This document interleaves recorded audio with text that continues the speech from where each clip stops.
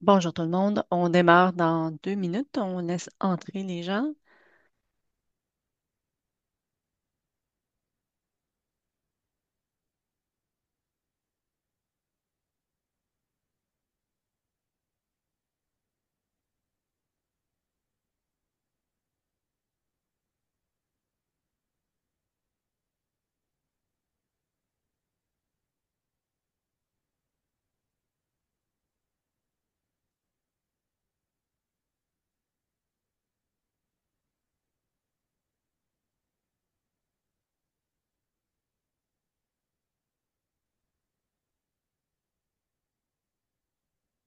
Bonjour tout le monde. Alors, merci de votre présence en grand nombre.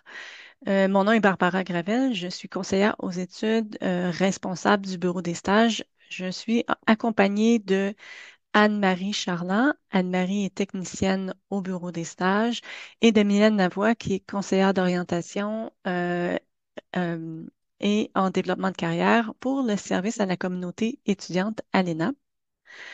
Alors, quelques petites consignes pour le webinaire. Donc, vous n'avez pas accès à la section du chat. Par contre, vous pouvez écrire vos questions en tout temps dans la section Q&A au bas de l'écran. Nous allons tenter de vous répondre au fur et à mesure.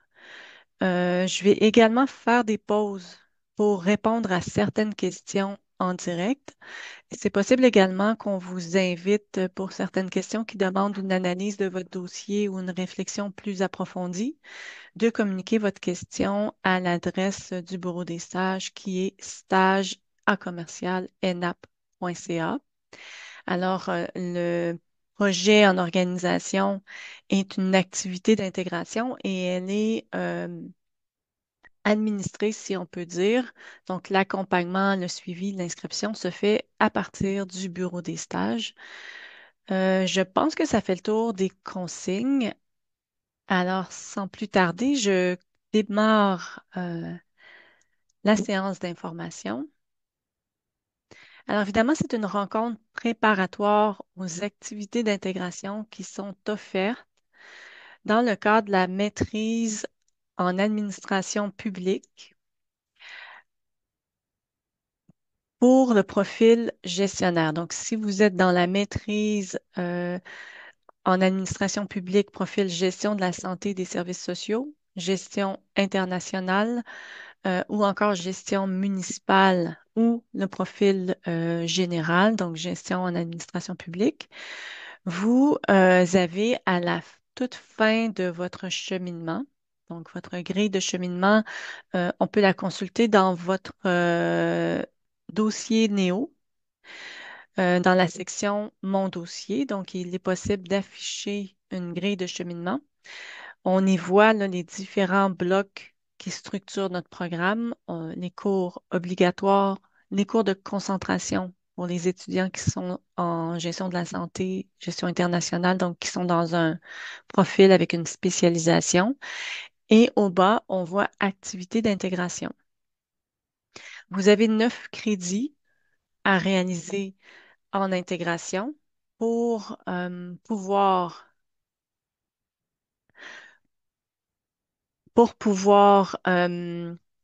je vais- est-ce qu'on a perdu le partage d'écran? Non, OK, parfait. Donc, vous avez 9 crédits à réaliser sur 45 qui vont compter comme des activités d'intégration. Le premier choix, c'est de réaliser le séminaire d'intégration. C'est une activité qui vaut 6 crédits. À côté, on voit donc séminaire d'intégration et un cours optionnel 3 crédits. C'est la formule c'est une formule courante. Donc, les étudiants qui optent pour le séminaire d'intégration pour gestionnaire, donc le cours ENP 7931, vont réussir 6 crédits d'intégration et pour totaliser 9 crédits, vous allez choisir un cours optionnel de plus que vous pouvez réaliser avant ou après votre séminaire, donc à n'importe quel moment dans le cadre de votre parcours de maîtrise. Le cours optionnel n'a pas à être en lien avec votre sujet de séminaire d'intégration. Donc, l'important, c'est de se rappeler que, par exemple, si vous êtes dans la maîtrise en gestion des services de santé et services sociaux, dans la structure de votre programme, vous avez deux cours optionnels à réaliser. Si vous souhaitez faire un séminaire d'intégration comme activité d'intégration, vous allez réaliser au total trois cours optionnels et non deux. Donc, c'est simplement un cours optionnel qu'on ajoute. À la toute fin de l'énoncé, on voit où l'atelier d'intégration. Et vis-à-vis l'atelier d'intégration, ENP 7904, on a mis une flèche orange qui indique DESS, Diplôme d'études supérieures spécialisées. Donc, l'atelier d'intégration est un 3 crédits qui est reconnu pour les étudiants qui arrivent du diplôme d'études supérieures spécialisées. Donc, ce n'est pas recommandé à l'intérieur du parcours de maîtrise pour gestionnaire d'effectuer l'atelier d'intégration en cours optionnel. Pour les gens qui sont en continu en maîtrise, c'est vraiment d'aller choisir un cours optionnel en plus. Alors, se rappeler là, que l'atelier d'intégration n'est pas obligatoire pour vous, n'est pas nécessairement la meilleure option pour le parcours à jumeler avec le séminaire. C'est simplement pour indiquer que les étudiants qui arrivent du diplôme d'études supérieures spécialisées, vos 3 crédits d'intégration du diplôme d'études supérieures spécialisées vont être reconnus en intégration. Donc, vous n'aurez pas à faire un cours additionnel si vous avez réussi un DESS. Le projet en organisation, c'est la deuxième option. C'est une activité qui vaut 9 crédits, dont le sigle est ENP 7950. Et c'est le bureau des stages qui vous inscrit pour celui-ci. Donc, c'est le bureau des stages qui va déposer votre dossier d'inscription auprès du registraire. On va voir dans la suite de la présentation comment se prépare un dossier de projet en organisation et les documents dont on a besoin pour que le bureau des stages procède à votre inscription au projet en organisation. Le séminaire d'intégration va se dérouler sur un trimestre et vous vous inscrivez sur Néo. Alors, le séminaire d'intégration, pour aller un peu plus en détail, c'est aussi une activité euh, d'intégration qui vous permet de venir mettre en pratique ou appliquer les connaissances théoriques vues dans l'analyse d'une situation pratique, d'une question de recherche.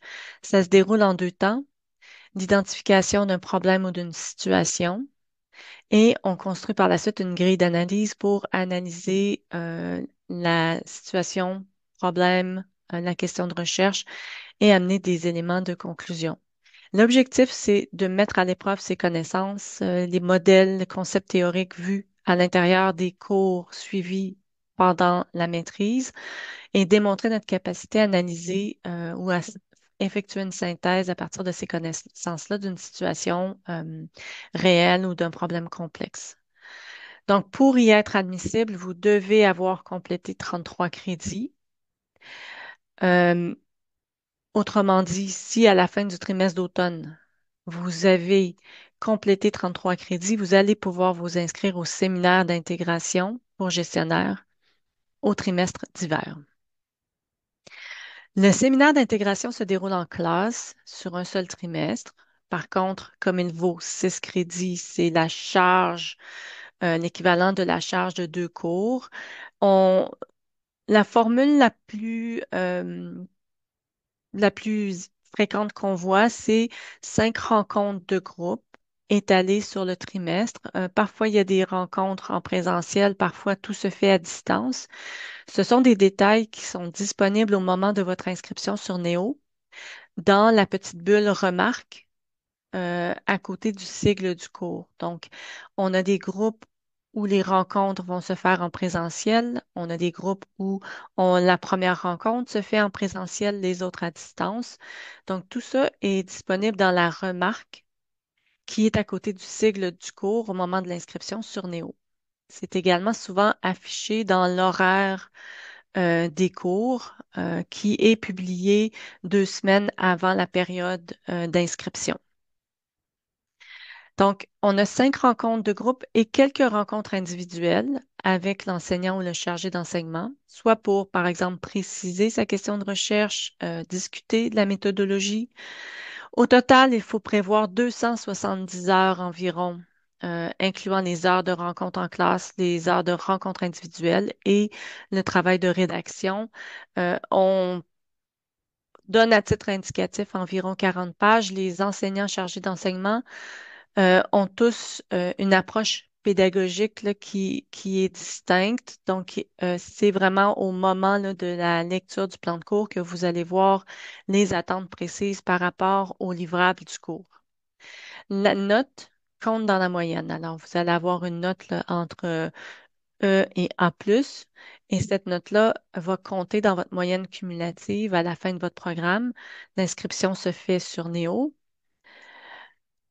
L'objectif, encore une fois, c'est de démontrer sa capacité à utiliser, à adapter ses connaissances, ses savoir-faire, les modèles étudiés pour analyser un problème. Démontrer sa capacité à expliquer ses propositions et à contribuer à l'apprentissage du groupe. Donc, il y a une partie transfert de connaissances ou présentation des connaissances et des conclusions au groupe, et développer une meilleure compréhension de diverses réalités de l'administration publique. Ce sont des groupes maximum de 15 étudiants. Donc, ce sont de petits groupes pour permettre le partage d'informations et les présentations. À titre indicatif, on pourrait, par exemple, dans un cours de séminaire, retrouver les activités pédagogiques suivantes, c'est-à-dire la production d'un rapport qui contient un cadre théorique, une démarche méthodologique, des analyses et des recommandations. Et aussi, en deuxième partie, la contribution à l'apprentissage du groupe, donc par exemple les participations aux échanges en classe euh, ou sur les forums, les échanges sur les projets des étudiants et une présentation de son rapport de façon synthétique et la pertinence des réponses offertes aux questions du groupe.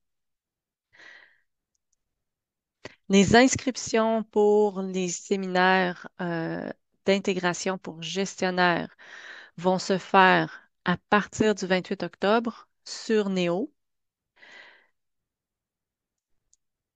Alors, on poursuit maintenant avec le projet en organisation, qui est l'autre option pour l'option d'intégration pour les étudiants à la maîtrise du profil gestionnaire. Les deux options ont la même valeur, en ce sens que c'est le même diplôme. Donc, que vous choisissiez d'effectuer un séminaire ou un projet en organisation, c'est le même diplôme, ça a la même valeur. La différence dépend de ce que vous souhaitez accomplir et de ce que vous avez envie de faire et souvent aussi du contexte organisationnel dans lequel vous vous retrouvez ou vous vous situez au moment de réaliser votre activité d'intégration. Alors, le projet en organisation, c'est une activité de 9 crédits qui également là, vous permet de mettre vos connaissances, vos habiletés à l'épreuve dans une situation réelle. Euh, Ici, c'est la grande distinction du projet en organisation avec le stage ou encore le séminaire d'intégration, c'est de démontrer sa capacité à proposer un projet utile et pertinent pour une organisation et à en rendre compte à la fin de l'activité.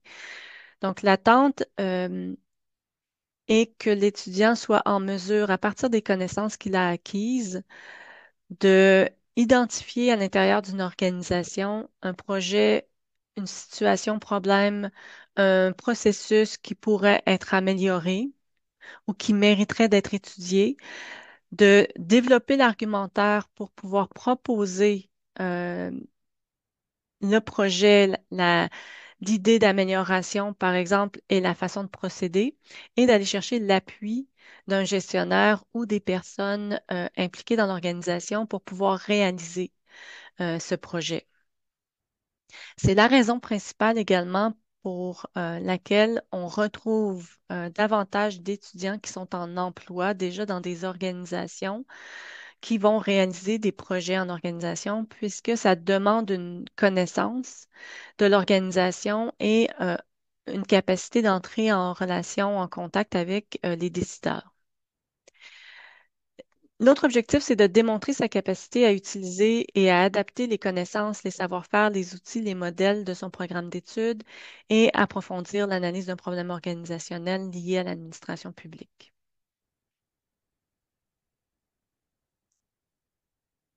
Donc, concrètement, ici, on doit avoir complété 24 crédits comprenant principes et enjeux euh, en administration publique, management des organisations publiques, et on a surligné en jaune ENP 7350 qui est le cours Méthodologie de recherche et intervention. C'est un cours qui n'est pas obligatoire dans le profil gestionnaire. C'est donc un cours optionnel. Il est préalable au projet en organisation parce que il permet de développer les différents outils méthodologiques qui sont nécessaires souvent dans la réalisation d'un projet. Par exemple, si vous avez à effectuer une cueillette de données, une cueillette d'informations, à préparer des sondages, euh, à l'intérieur du cours méthodologie de recherche et intervention, ce sont des éléments qui vont être abordés.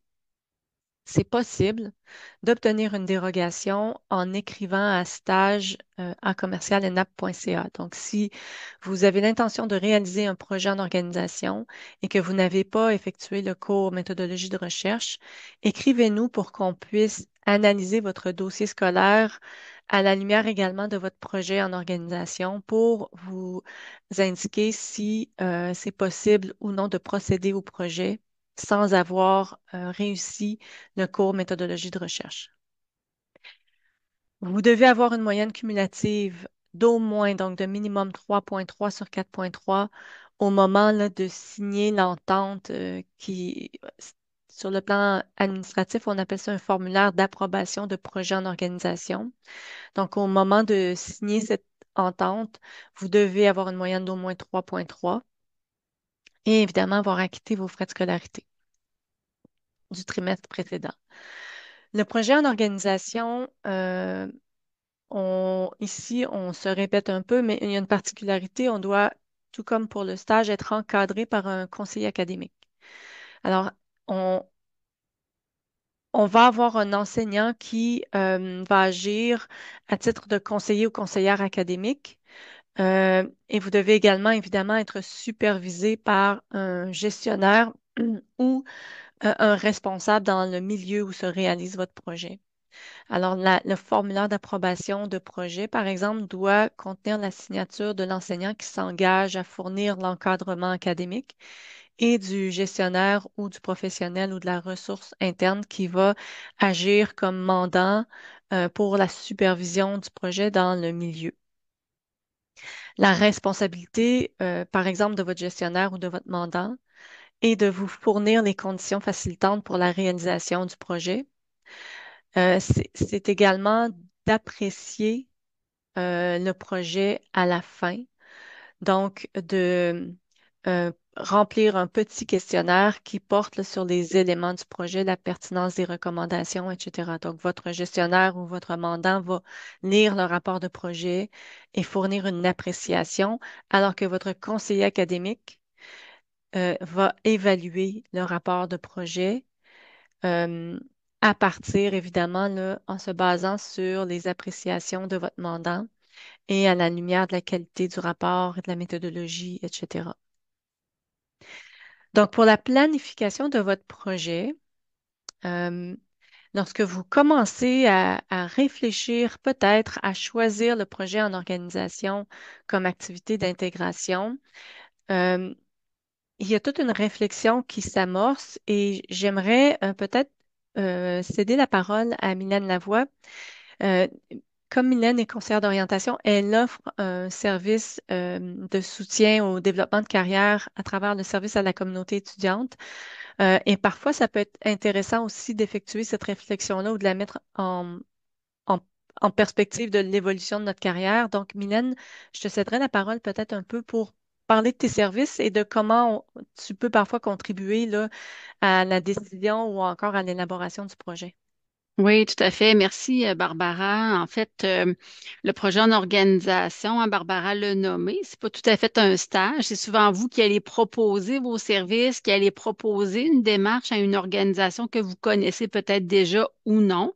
Donc, la première étape, je pense que c'est vraiment d'utiliser son réseau. Donc, de laisser savoir aux différents acteurs avec lesquels on est en lien qu'on va éventuellement être à la recherche d'un milieu pour faire un projet en organisation, être curieux par rapport au projet, peut-être que vos collègues de classe vivent en milieu de travail, vraiment pour vous inspirer, voir un petit peu ce qui se fait là, dans les ministères et organismes qui pourraient vous intéresser et laisser savoir sur quel type de dossier ou sur quel type de projet vous aimeriez travailler. Mais pour ça, il faut le savoir. Donc, souvent, c'est ça là, qui est difficile pour certains ou certaines, c'est d'identifier dans quel type de projet ils aimeraient s'intégrer, qu'est-ce qu'ils voudraient mettre en relief, bien qu'on va vouloir essayer d'aller chercher l'ensemble des connaissances qu'on a acquises à l'ENAP.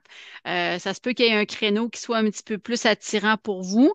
Puis il faut réfléchir aussi au fait que ça peut propulser votre carrière, hein, de faire le projet en organisation. Des fois, ça va être une façon de se faire connaître, de démontrer son implication dans un milieu de travail, de collaborer avec différentes personnes. Et ce sont toutes des actions, en fait, qui vont vous permettre peut-être de faire créer un poste pour vous ou de poursuivre le projet à la fin de votre projet en organisation là, à l'ENAP. Donc, si jamais vous ne savez pas trop par quel bout prendre ça, évidemment, je ne ferai pas la rédaction de votre offre de service là, à votre place, mais si jamais vous voulez réfléchir sur c'est quoi vos forces, quelles sont les connaissances ou les compétences acquises au courant de vos études à l'ENAP que vous voulez mettre en place? Dans quel genre de ministère ou d'organisme je pourrais m'intégrer? Est-ce qu'il y a du privé aussi qui pourrait être intéressé par mon projet? Ce sont toutes des questions là, pour lesquelles là, je pourrais vous accompagner. Mais évidemment que le défi, lorsqu'on va faire un projet en organisation, c'est de bien identifier c'est quoi votre offre. Et ça, des fois, c'est ce qui est plus difficile. Qu'est-ce que vous avez à offrir à l'organisation? C'est quoi la valeur ajoutée de vous prendre pour faire un projet en organisation au sein de leur équipe ou de leur direction? Fait que pour travailler le bilan de compétences, travailler vraiment vos traits de personnalité au niveau professionnel. Si jamais pour vous, c'est difficile d'identifier ces éléments-là, ben, c'est tout un travail qu'on peut faire là, de collaboration, puis de la rédaction, évidemment, aussi d'un bon dossier de candidature. Donc, oui, ça comporte l'offre de service, mais aussi votre CV, votre lettre de présentation. Donc, qu'est-ce qui vous distingue, etc. Si jamais vous avez besoin d'aide, n'hésitez pas. Retenez aussi que tous les ateliers en lien avec la recherche d'emploi, qui peuvent être également utiles pour le projet en organisation, vont débuter au courant du mois d'octobre. Donc, surveillez notre infolette, nos réseaux sociaux du SCE. Vous allez avoir tous les liens de connexion et les différents ateliers pour lesquels vous pourriez là, avoir de l'intérêt. Comment on se présente à un employeur aussi, là, ce sont tous des ateliers qu'on va mettre en place au courant du mois d'octobre. Alors, je ne sais pas, Barbara, si tu avais des questions plus particulières ou des choses sur lesquelles tu voudrais que j'aborde un petit peu plus là, en détail. Non, merci beaucoup, Mylène. Ça fait Euh, plaisir. je poursuivrai. Il y a un commentaire dans les questions, quelqu'un qui indique que ça coupe. Nous, à l'interne, là, le son est bon, mais si jamais le son est moins bon de votre côté, n'hésitez pas à l'écrire, peut-être dans le Q&A, là.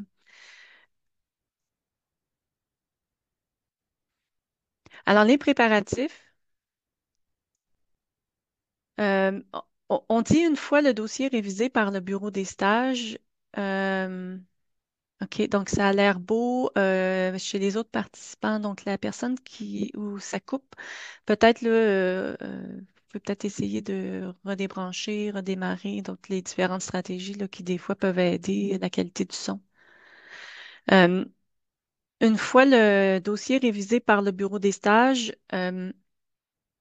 donc l'idée, c'est de nous communiquer lorsque vous avez l'intention de faire un projet en organisation, de nous communiquer rapidement les grandes lignes, simplement pour qu'on puisse, là, de un, être informé de votre intention de faire un projet en organisation, Et de deux, vous confirmez que vous vous inscrivez, votre projet s'inscrit vraiment à l'intérieur de une activité d'intégration là, qui rencontre les exigences pour la maîtrise.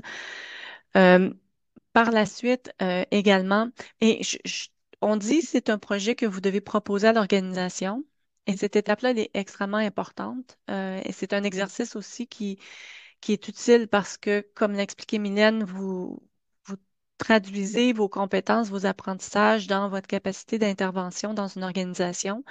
Par contre, fréquemment, le projet, l'idée qui est amenée par l'étudiant va être retravaillé en collaboration avec le gestionnaire. Donc, ça, c'est le début d'une discussion qui permet au gestionnaire de raffiner ou prendre conscience de certains besoins ou partager à l'étudiant des besoins qui sont dans le même, dans la même veine, mais qui sont peut-être un peu plus urgents. Et ça constitue encore un projet en organisation. Vous êtes encore dans la démarche du projet en organisation, même si votre projet de départ est modifié suite aux discussions avec l'enseignant, ça fait partie de la démarche et de ce qui est souvent vécu. Donc, ce sont les adaptations, mais vous avez, de par votre intervention, là, votre première intervention en présentant un projet, votre analyse, initié cette discussion-là et faites prendre conscience de quelque chose qui pourrait être amélioré tout en faisant part de votre capacité d'intervention. Donc, nous, dans un premier temps, quand on est informé de votre intention de faire un projet ou des grandes lignes, règle générale, on va réagir de façon proactive en vous faisant parvenir un courriel qui contient euh, une foule d'informations utiles pour la réalisation d'un projet en organisation, incluant les différents formulaires, Canva, modèles à utiliser.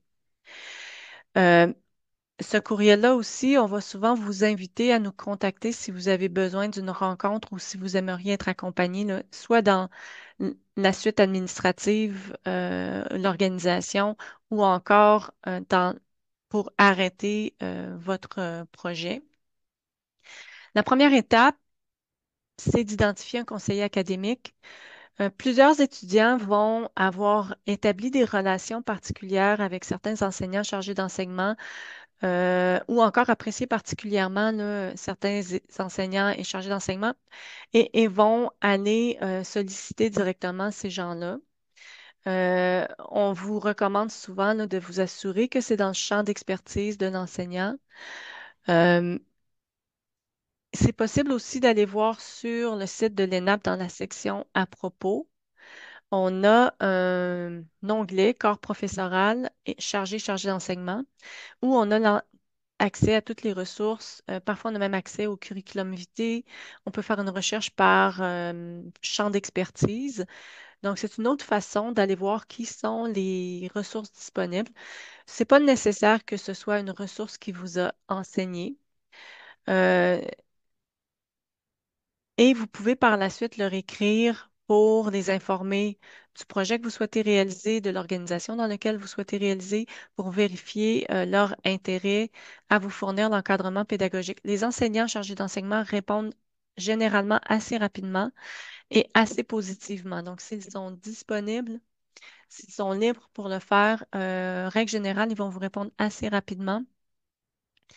Et c'est une activité qui est appréciée par nos enseignants, nos chargés d'enseignement. Si jamais vous n'avez pas de réponse ou ça ne fonctionne pas, vous souhaitez un accompagnement du bureau des stages, on va analyser avec vous là, qui sont les personnes qui potentiellement pourraient être disponibles et intéressées, puis vous référer des ressources. Donc, c'est pas un obstacle et c'est pas non plus une étape difficile à franchir. Les gens répondent bien et ça se fait assez facilement. Ensuite, il y a la rédaction d'une offre de service. Alors, dans le projet en organisation, moi, j'offre beaucoup un accompagnement individuel et une recommandation que je fais souvent aux étudiants, c'est de démarrer tout de suite dans la réflexion avec le canevas d'offre de service. Euh, Autrement dit, de commencer à mettre sur papier un peu le contexte, la nature de l'intervention que vous souhaitez faire. Donc, dans quel contexte organisationnel, dans quelle organisation. De réfléchir à l'intégration des connaissances acquises Euh, donc, celles qui vont être utiles pour la réalisation du projet. Souvent, dans l'offre de service, ce qu'on voit, c'est que les étudiants vont inscrire le titre du cours ou le nom du cours qu'ils ont suivi, quelques compétences ou concepts auteurs qui ont été vus dans ce cours-là et comment ça pourrait être mis à profit ou utilisé, soit pour construire un cadre théorique ou pour aller chercher des modèles pour la réalisation du projet. Euh, c'est la portion aussi où on vient confirmer que c'est vraiment une activité d'intégration. Autrement dit, on souhaite réaliser un projet et on est capable de faire des liens avec des concepts, des contenus vus dans le cadre de notre parcours d'études. Donc, on vient établir et confirmer que c'est une activité d'intégration. Les biens livrables, donc ce qu'on souhaiterait créer, livrer, une formation, un nouvel outil, une politique révisée, une recension des meilleures pratiques. euh, un cadre d'évaluation, un processus de consultation, une analyse comparative de deux politiques. Euh, Ensuite, la méthodologie. Donc, comment on compte s'y prendre pour réaliser le projet? Un échéancier très global, très macro. Souvent, on voit des Gantt charts, donc des graphiques de Gantt ou des tableaux Word tout simplement, avec les activités principales, un peu un échéancier dans le temps et un détail de comment les actions et activités vont se réaliser. Ça dit qu'un canevas est disponible sur le site web. Il ne l'est plus. Il va l'être prochainement. Et on a les courriels là, de vous tous qui participez.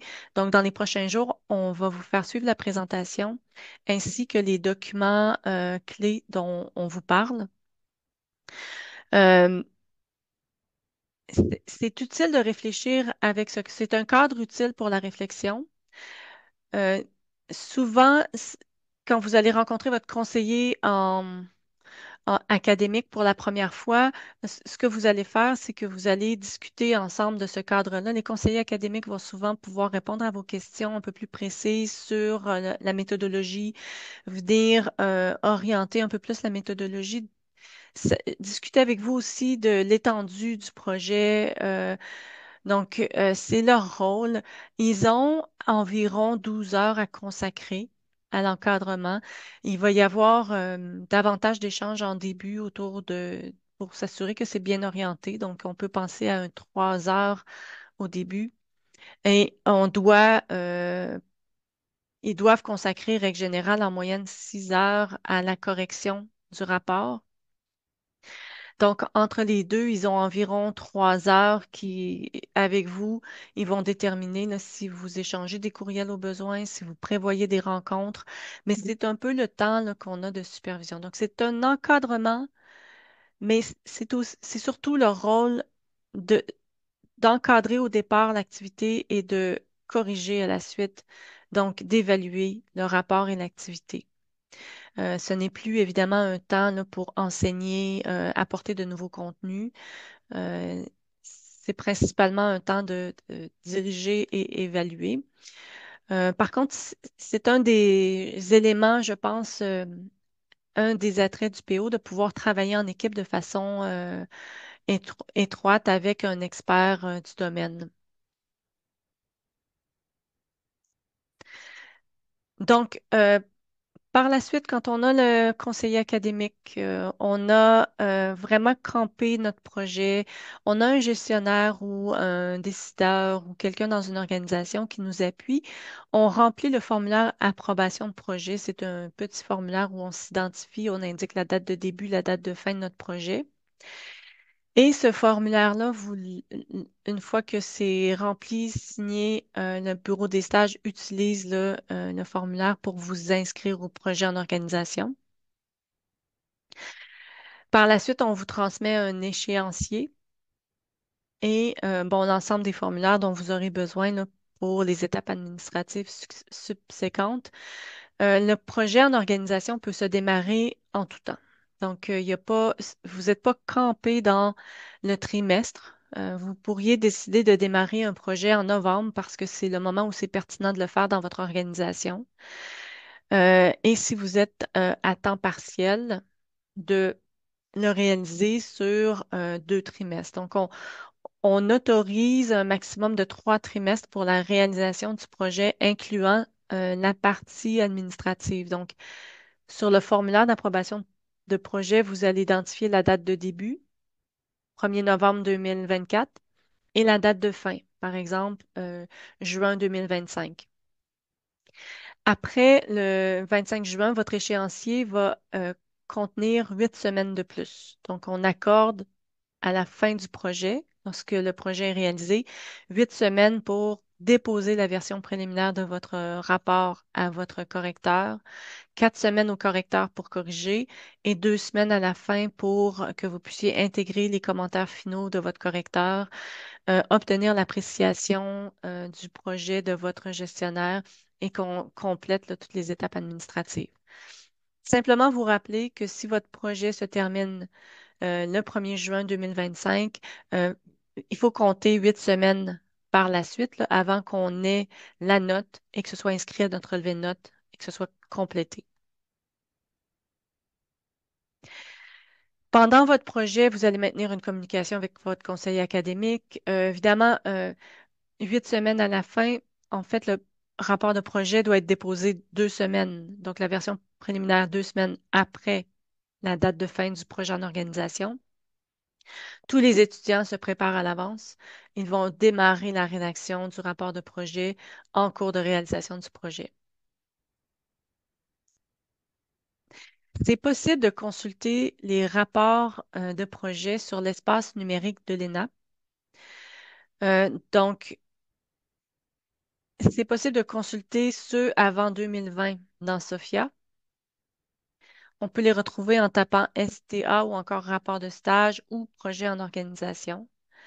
Les rapports de stage et de projet ont une structure vraiment similaire. Les rapports de stage fournissent des indications aussi là, sur les attentes par rapport à un rapport de stage ou de projet. On peut également utiliser des filtres de recherche, mémoire, thèse pour éliminer des résultats non pertinents. Depuis 2020, les rapports sont dans l'espace numérique de l'ENA. Donc, on peut utiliser les mots-clés projet en organisation ou rapport de stage dans la fenêtre de recherche. Dans le courriel qu'on va vous faire parvenir, on va mettre le lien vers l'espace numérique, donc ceux qui datent d'après 2020. On retrouve là des rapports qui ont obtenu la mention de très bien ou excellent. Euh, y- le projet en organisation, ce n'est pas une note, c'est une mention qui va entre bien, très bien, excellent ou encore échec. Et cette mention-là, elle n'est pas calculée dans votre moyenne cumulative. Donc, elle ne fait pas partie du calcul de votre moyenne cumulative. Donc, si vous avez la curiosité d'aller sur Sophia chercher dans l'espace numérique, vous cochez le type de document que vous cherchez, mémoire et thèse. Et on peut faire une recherche aussi par type de document en cherchant dans bouquinage, rapport étudiant. Donc ça, c'est dans la recherche avancée dans Sophia, mais encore une fois, on vous met le lien dans le courriel qu'on vous fera suivre. C'est utile d'aller lire des rapports de projet, ça donne quand même des idées et ça montre un peu l'ampleur du travail de rédaction. Après le stage, on remet une version préliminaire du rapport. On termine la rédaction du rapport et transmet la version finale en Word. Le dépôt du rapport final doit être effectué maximum 8 semaines après le dernier jour du projet en organisation. Et on a un formulaire de confidentialité qu'on vous transmet. La confidentialité, c'est un élément important. C'est quelque chose qui est discuté dès le départ dans votre offre de service avec le gestionnaire pour vous assurer du contenu qui peut être partagé avec votre correcteur et pour vérifier aussi si le gestionnaire autorise la diffusion du rapport dans l'espace numérique. Donc, le gestionnaire décide et c'est lui, il a le choix de rendre le rapport confidentiel ou encore d'accepter la diffusion du rapport dans l'espace numérique, sachant que maintenant, ce sont seulement les rapports ayant la mention excellent depuis quelques mois qui sont publiés dans l'espace numérique. Alors, l'évaluation du projet en organisation, on parle de beaucoup de choses, de beaucoup d'étapes. Euh, Ce qui est important de se rappeler, c'est qu'à partir du moment où vous décidez de faire un projet en organisation, que vous nous signifiez votre intention, que vous avez les grandes lignes du projet et qu'on est à l'étape de chercher un conseiller académique, le bureau des stages offre un accompagnement individualisé. Donc, on commence à une communication un peu plus intensive et on vous guide dans les différentes étapes euh, pendant la réalisation du projet également. Donc, ici, c'est à titre indicatif pour que vous puissiez voir le formulaire d'évaluation qui est utilisé pour évaluer le rapport de projet. Donc, il y a une section sur le projet final et les réalisations, donc la qualité du projet, la conformité des biens livrables par rapport à l'offre de service, la qualité des recommandations. Et votre mandant, là, votre gestionnaire va répondre sensiblement aux mêmes questions. Le contenu du rapport, la pertinence des concepts, des modèles, la rigueur de la démarche méthodologique, la rigueur de l'analyse et la présentation du rapport. Donc, la qualité de la structure du rapport, le format, la mise en page, l'expression écrite. Donc, ça, c'est pour le rapport de projet. On a un gabarit de rapport de projet qu'on fournit. Il est à titre indicatif. Les enseignants ou les conseillers académiques ont tous là, leurs attentes particulières par rapport à la longueur du rapport et au format du rapport. Donc, c'est des informations qu'ils vous partagent là, quand vous commencez votre collaboration avec eux. Donc, on a un modèle type. Euh, il y a des chargés d'enseignement, des conseillers académiques qui aiment des rapports synthétiques. Donc, pour qui le nombre de pages n'est pas nécessairement important, etc. Donc, sachez que les gabarits qu'on va vous fournir, ils sont à titre indicatif. Donc, ici, à titre peut-être de rappel, pour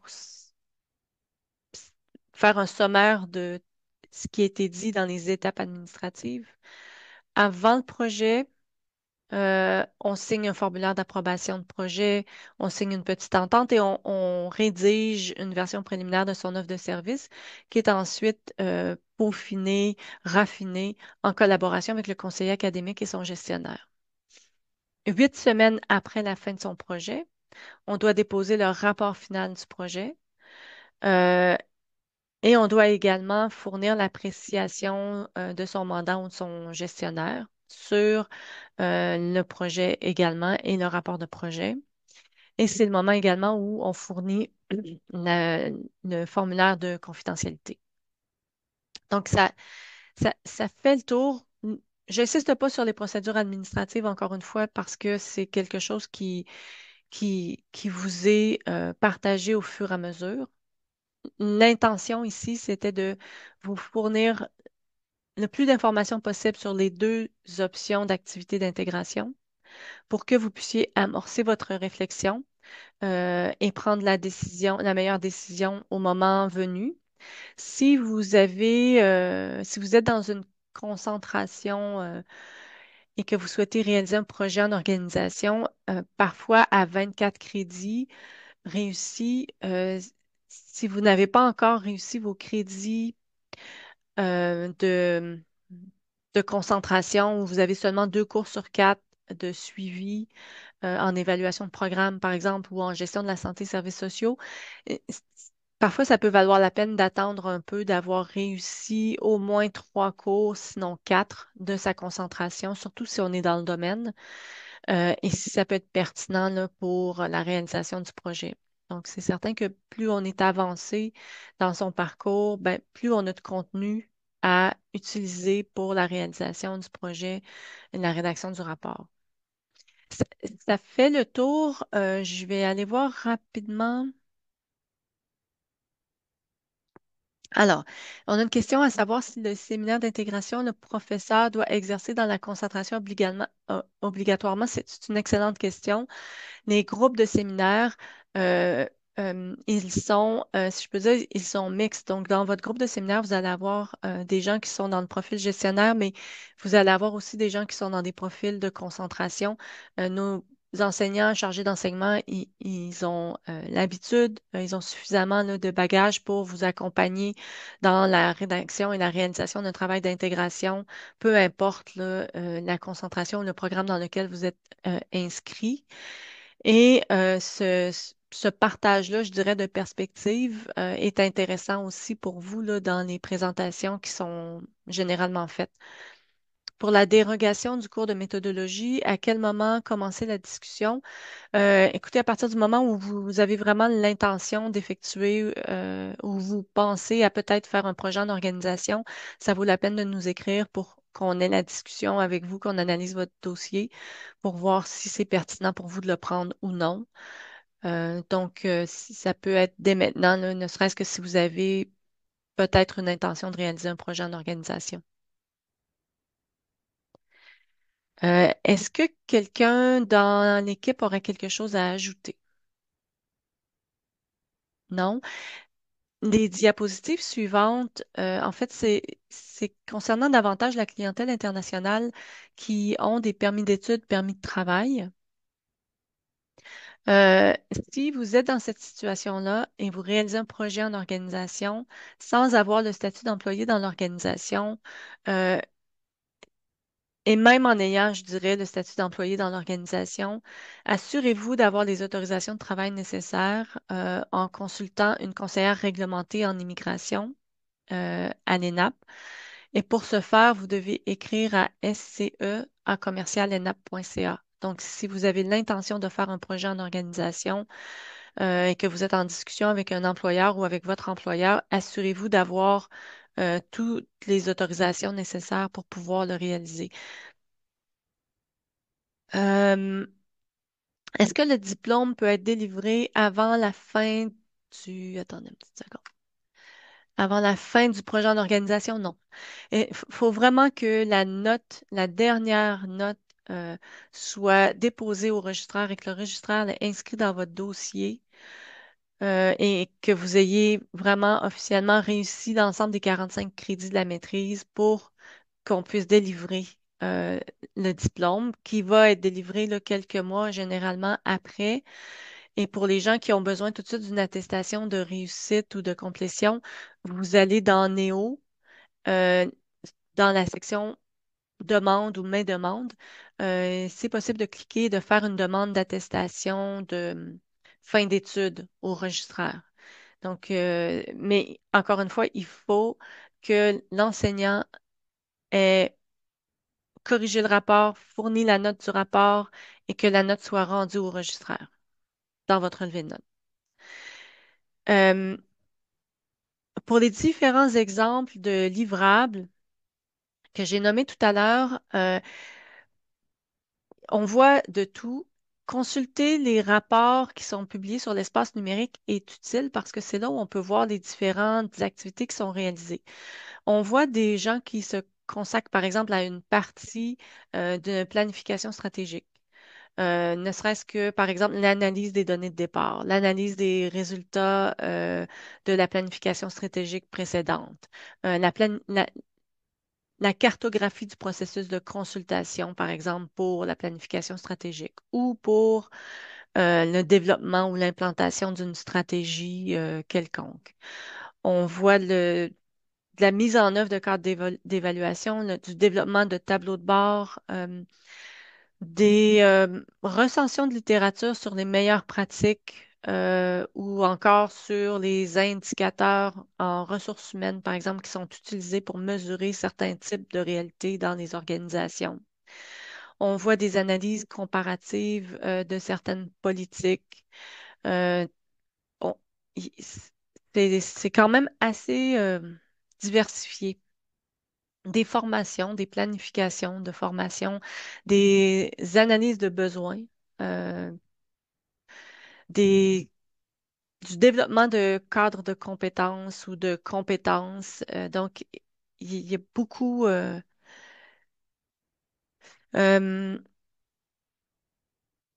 Est-ce que dans le séminaire d'intégration, il y a d'autres exercices à faire comme dans l'atelier d'intégration?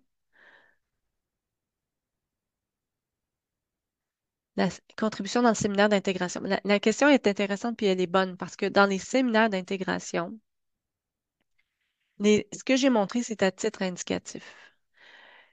Les enseignants, les chargés d'enseignement qui l'offrent vont avoir chacun leur approche. Et c'est ce qu'ils vous expliquent en début, là, lors de la première rencontre.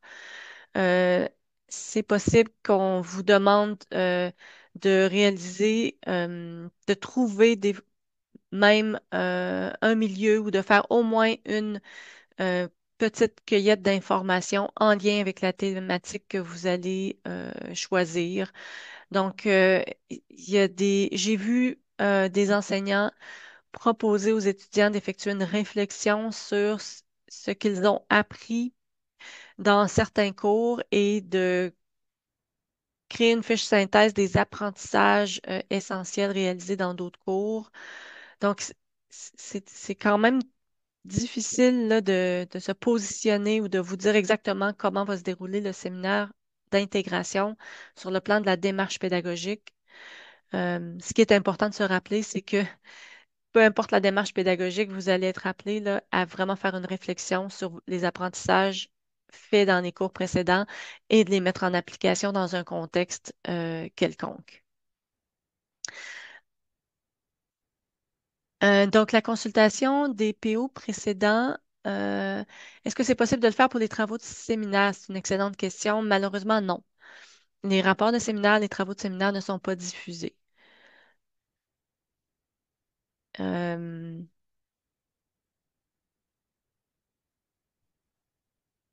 OK, je pense qu'on a fait le tour des questions. Une dernière question.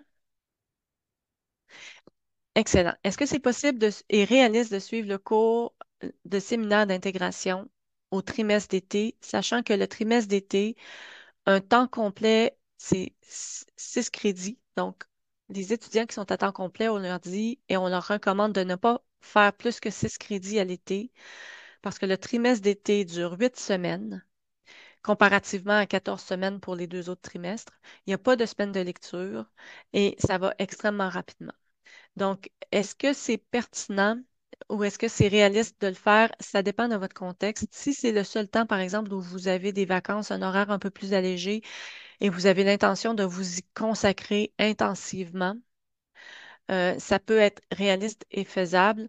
Par contre, si vous préférez avoir le temps de faire une démarche, de, d'avoir un petit peu plus de temps, de latitude dans la réalisation de votre séminaire puis de la rédaction des travaux associés, c'est préférable de le faire au trimestre d'automne ou d'hiver.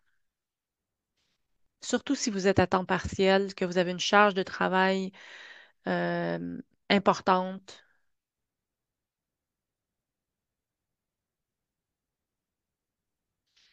Alors, ce sont vraiment de bonnes questions, là. Je vous remercie de les porter à notre attention.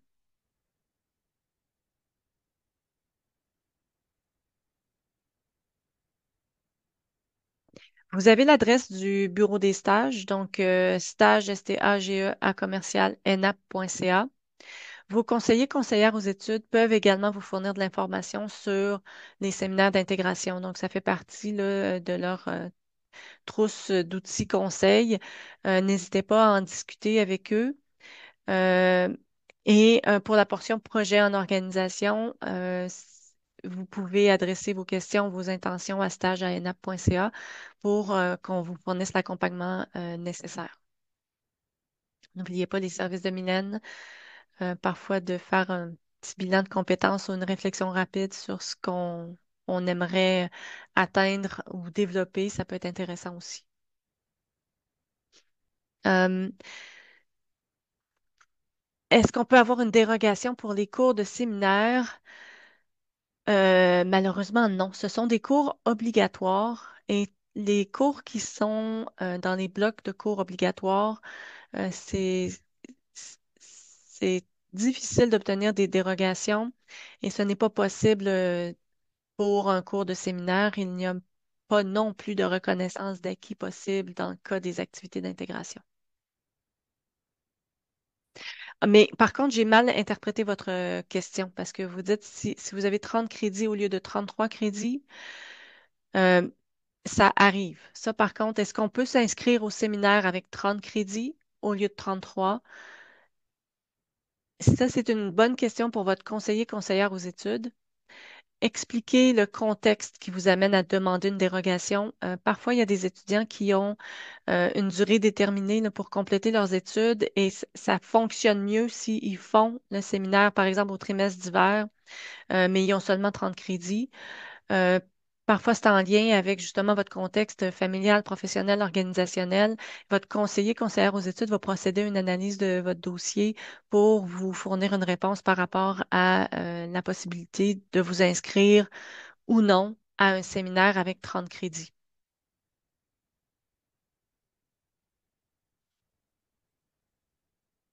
Donc, j'attends une petite seconde là, parce que vous avez vraiment de bonnes questions.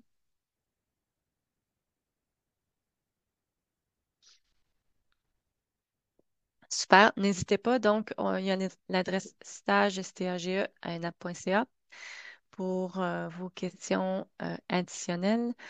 Euh, Inscrivez-vous tôt. On dit toujours, la période d'inscription intensive, ça démarre le 28 octobre. Inscrivez-vous à partir du 28 octobre. Si vous souhaitez avoir un horaire qui vous convient, les groupes qui vous conviennent, les cours qui vous conviennent, inscrivez-vous tôt. Les cours ont tendance à se remplir rapidement. Donc, il faut vraiment considérer donc l'inscription au cours, la période est assez longue. Ça va, je crois, jusqu'à décembre.